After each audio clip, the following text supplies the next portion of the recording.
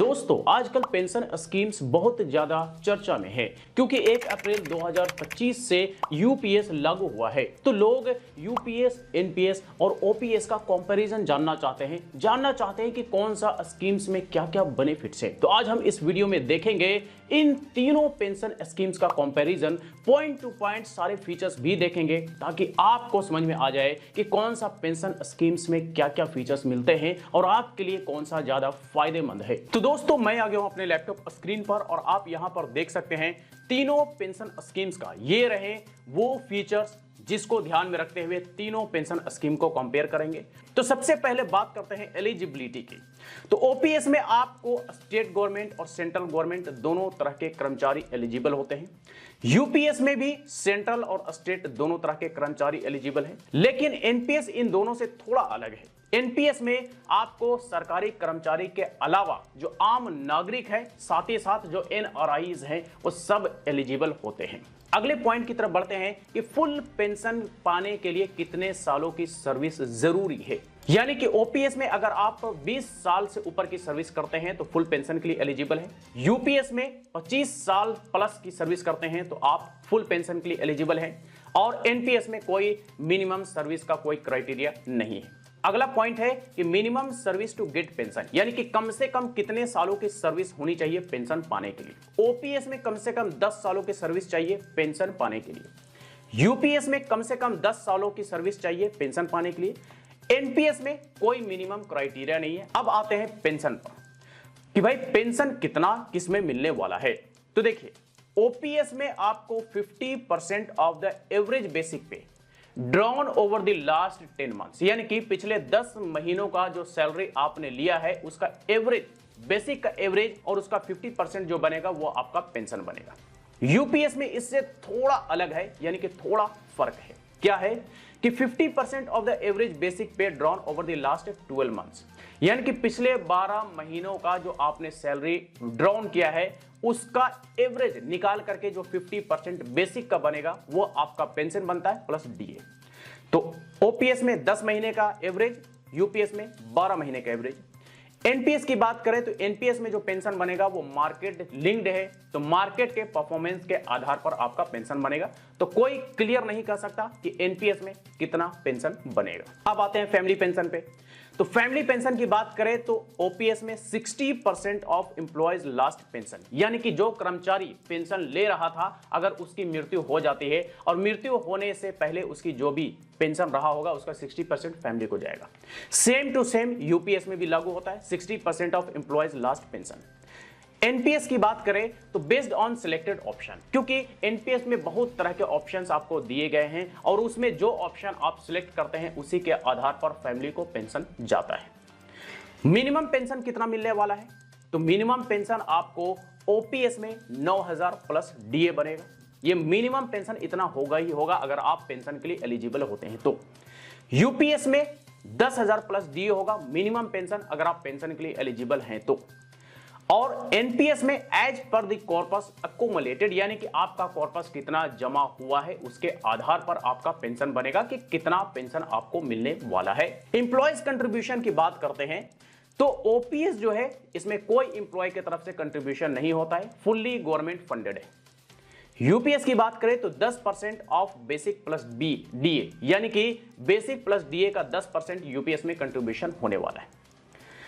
और एनपीएस की बात करें तो 10% ऑफ बेसिक प्लस डीए, इसमें भी सेम यूपीएस की तरह ही एम्प्लॉय से कंट्रीब्यूशन लिया जाता है। गवर्नमेंट कंट्रीब्यूशन की बात करें तो ओपीएस के केस में फुल्ली गवर्नमेंट फंडेड है। यूपीएस में बात करें तो यूपीएस में सरकार जो है 18.5% ऑफ बेसिक प्लस डीए आपको गवर्नमेंट की तरफ से मिलने वाला है।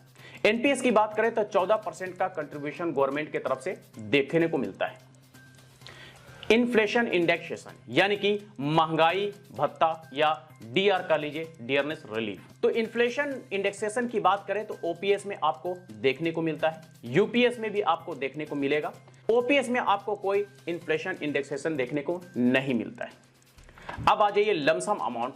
तो लमसम अमाउंट के बारे में बात करें तो ओपीएस में आपको लमसम अमाउंट मिलता है, यूपीएस में भी आपको लमसम अमाउंट मिलता है। यूपीएस में बहुत ही कम मिलता है और उसका कैलकुलेशन हम कभी दूसरे वीडियो में देखेंगे, लेकिन यूपीएस में बहुत कम है एनपीएस और ओपीएस दोनों के मुकाबले अगर देखा जाए तो। एनपीएस में भी आपको एक लमसम अमाउंट मिलता है जो कि बहुत बड़ा अमाउंट होता है और यह भी मार्केट के परफॉर्मेंस पर निर्भर करता है। ग्रेचुइटी की बात करें तो आपको ओपीएस में ग्रेचुइटी देखने को मिलता है, यूपीएस में भी ग्रेचुइटी देखने को मिलता है और एनपीएस में भी ग्रेचुइटी देखने को मिलता है। जीपीएफ फैसिलिटी यानी ग्रुप प्रोविडेंट फंड की फैसिलिटी आपको ओपीएस में देखने को मिलता है, यूपीएस में नो जीपीएफ, एनपीएस में नो जीपीएफ, यानी कि सिर्फ और सिर्फ ओपीएस में आपको जीपीएफ की फैसिलिटी देखने को मिलता है। कम्यूटेशन अलाउड, अगला पॉइंट है कम्यूटेशन अलाउड। तो ओपीएस में आप अपने जीपीएफ का फुल अमाउंट निकाल सकते हैं। यूपीएस की बात करें तो up to 60% of the pension corpus, यानी कि जो आपका पेंशन कॉर्पस टोटल बनता है उसका 60% ही आप निकाल सकते हैं। लेकिन अगर आप यूपीएस से 60% पेंशन कॉर्पस में से निकालेंगे या 50% या 40% जितना भी निकालेंगे उसका इंपैक्ट आपके पेंशन पर पड़ेगा। यानी कि अगर 60% आप पेंशन कॉर्पस में से पैसे निकाल लेते हैं तो आपका पेंशन घट जाएगा, कम जाएगा, यानी कि कॉर्पस आपने निकाला तो उसका प्रभाव आपके पेंशन पे पड़ेगा। एनपीएस की बात करें तो एनपीएस में भी आप up to 60% of the amount निकाल सकते हैं। 40% जो पैसे आप छोड़ते हैं उससे जो पेंशन बनता है वो पेंशन आपको मिलता ही मिलता है। लेकिन एक और बात यह है कि आपको ओपीएस में अस्योर्ड पेंशन मिलता है, यूपीएस में भी अस्योर्ड पेंशन है, लेकिन एनपीएस में कोई अस्योर्ड नहीं है क्योंकि ये मार्केट से लिंक्ड है, तो मार्केट का परफॉर्मेंस जैसा वैसा पेंशन आपका बनने वाला है। रिस्क फैक्टर की बात करें तो ओपीएस में रिस्क फ्री है, यूपीएस भी रिस्क फ्री है और एनपीएस हायर रिस्क है क्योंकि जैसा कि मैंने आपको बताया कि एनपीएस मार्केट से लिंक्ड है। स्टॉक मार्केट के परफॉर्मेंस के आधार पर आपको देखने को मिलेगा कि आपका पेंशन कितना, कम, बेसी, ज्यादा, जो भी कुछ होगा मार्केट के आधार पर। पेंशन गारंटी की बात करें तो ओपीएस में गारंटी है, यूपीएस में भी गारंटी है, एनपीएस में कोई गारंटी नहीं है। लिंक्ड टू पे कमीशन की अगर हम बात करें कि पे कमीशन से कौन कौन सा पेंशन स्कीम लिंक्ड है, तो देखिए ओपीएस पे कमीशन से लिंक्ड है। यूपीएस के बारे में अब तक कोई क्लियर नहीं है, तो हम ये कह सकते हैं कि यूपीएस भी पे कमीशन से लिंक्ड नहीं है। एनपीएस तो क्लियर है, पे कमीशन से लिंक्ड नहीं है। अब आते हैं वीआरएस यानी कि वॉलेंटरी रिटायरमेंट स्कीम। तो वीआरएस ओपीएस में आपको देखने को मिलता है, लेकिन कम से कम 20 साल की सर्विस रिक्वायर्ड होती है और उसके बाद ही 50% ऑफ द बेसिक प्लस आपको डीए देखने को मिलता है वीआरएस के तौर पे। यूपीएस में भी आपको वीआरएस देखने को मिलता है, लेकिन इसमें एक क्राइटेरिया ऐड कर दिया गया है कि वीआरएस चाहे आप 15 साल बाद ले, 20 साल बाद ले, लेकिन आपको जो पेंशन मिलेगा वो 60 साल के बाद ही मिलेगा। ये एक क्राइटेरिया ऐड किया गया है जो कि ओपीएस से बहुत अलग हो गया है।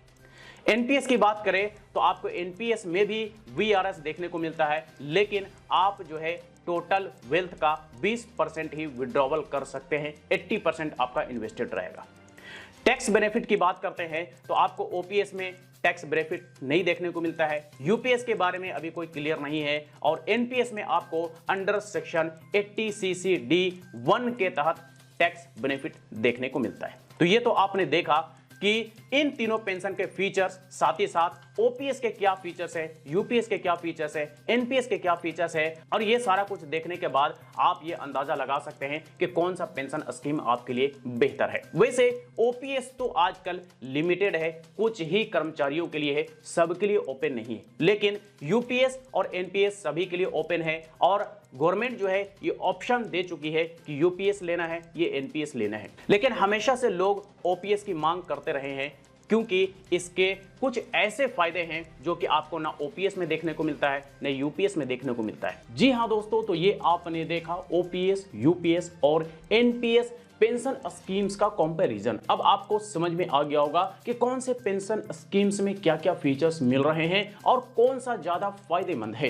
इसके साथ साथ आपने ये भी यहां पर देखा कि जो यूपीएस हाल ही में लागू हुआ है, दरअसल उसके क्या क्या फीचर्स हैं और एनपीएस से कितना अलग है। तो आई होप कि अब ये क्लियर हो गया होगा कि OPS versus UPS versus NPS, मतलब तीनों में क्या फर्क है, तीनों के फीचर्स में क्या फर्क है और तीनों का जो पेंशन मिलने वाला है दरअसल उसमें भी कितना फर्क होने वाला है। तो बस यही कुछ था आज के इस वीडियो में। इससे रिलेटेड अगर फिर भी कोई सवाल हो, क्वेरी हो, तो आप हमें कमेंट करके पूछ सकते हैं। फिर मुलाकात होती है किसी नए वीडियो के साथ, तब तक के लिए बाय बाय।